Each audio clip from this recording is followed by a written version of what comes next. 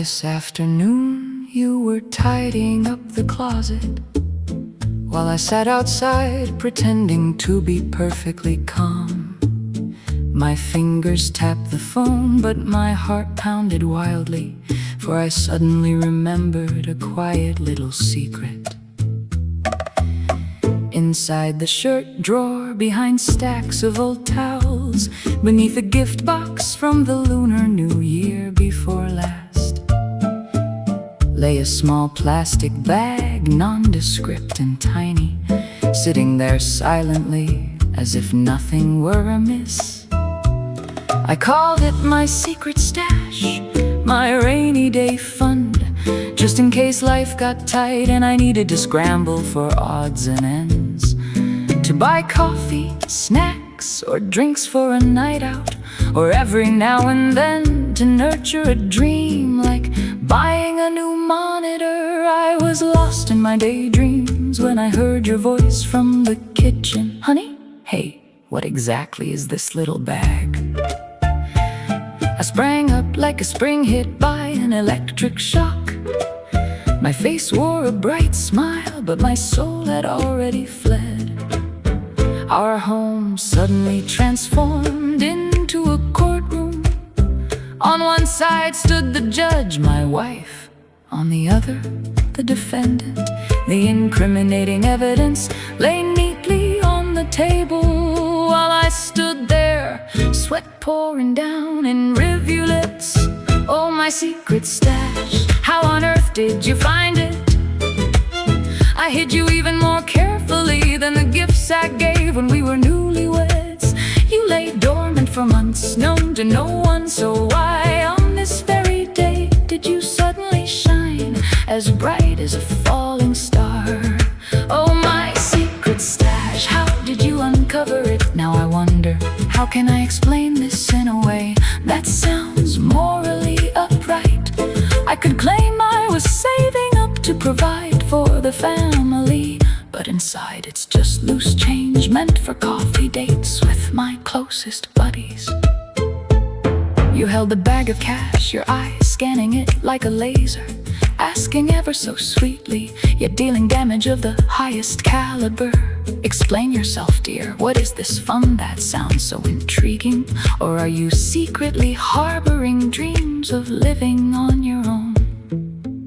I swallowed hard, forcing a smile that feigned utter innocence. Oh, nothing like that. I just kept it aside for unexpected surprises. You know, just in case in the middle of the night you suddenly crave some hot sweet soup, then I'd have the cash ready to run out and buy it for you. I raised an eyebrow, that sounds pretty sentimental, but why are all the bills just 20s and 50s? He answered quickly, because my love is simple, no need for grand gestures, just enough to cover household needs.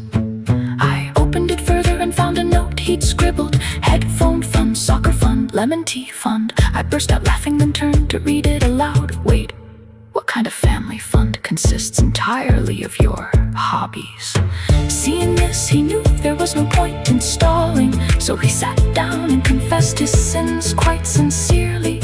Okay, I admit there was a tiny bit of self-interest involved, but darling, I still put you right at the very top of the list.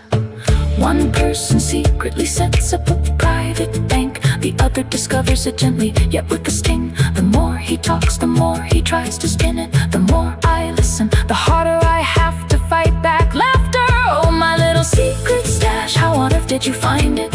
All that effort I put into hiding it behind wool scarves and wedding gifts.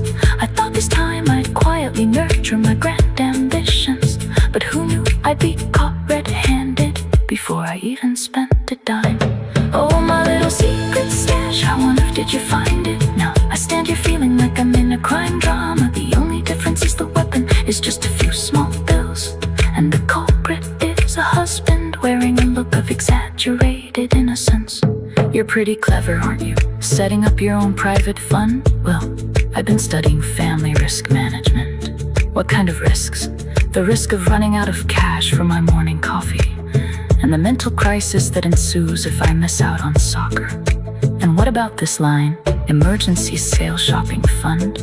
Well, past passing up a good sale would be a financial loss, wouldn't it?